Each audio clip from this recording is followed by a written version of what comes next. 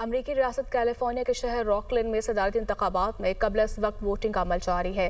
مقامی شہری polling station کا رخ کر رہے ہیں اور اپنا حق رائے دہی استعمال کر رہے ہیں، جبکہ ووٹ بائی میل کی سہولت سے بھی فائدہ اٹھایا جا رہا ہے۔ اسی حوالے سے بات کریں گے نمائندہ دنیا نیوز محمد اشفاق سے، جو اس وقت ایک پولنگ اسٹیشن پر موجود ہیں۔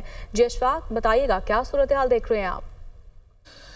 جی بالکل، امریکی صدارتی الیکشن کے لیے پری پول پولنگ کا عمل جاری ہے۔ ووٹرز اپنا حق رائے دہی استعمال کر رہے ہیں۔ میں اس وقت موجود ہوں کیلیفورنیا کا سٹی ہے روکلینڈ، اور یہاں پر جو پولنگ اسٹیشن ہے وہاں پر جو ووٹرز ہیں وہ اپنا حق رائے دہی استعمال کر رہے ہیں۔ یہ وہ ووٹرز ہیں جن کے گھروں کے ایڈریس پر جو بیلٹ پیپر سے وہ بھجوائے گئے ہیں، یا پھر جو لوگ خود ووٹ کاسٹ کرنا چاہتے ہیں وہ آئیں، وہ اپنا ووٹ کاسٹ کر سکتے ہیں۔ تو پرامن طریقے سے یہاں پر پولنگ کا عمل جاری ہے، اور ہر ووٹر یہاں پر آ رہے ہیں، اپنی فیملی ممبرز کے ساتھ آ رہے ہیں اور اپنا ووٹ کاسٹ کر رہے ہیں، اور جو گھروں سے بیلٹ پیپر لے کر آئے ہیں وہ یہاں پر ڈراپ باکس میں بیلٹ پیپر ڈال رہے ہیں۔ تو اس حوالے سے پولنگ کا یہ عمل جاری رہے گا، اور 5 نومبر کو ختمی پولنگ ہوگی، جس کے بعد نتائج کا اعلان ہوگا، اور یہ اعلان ہوگا کہ امریکی صدر کیملا ہیرس ہوں گے یا پھر ڈونلڈ ٹرمپ ہوں گے۔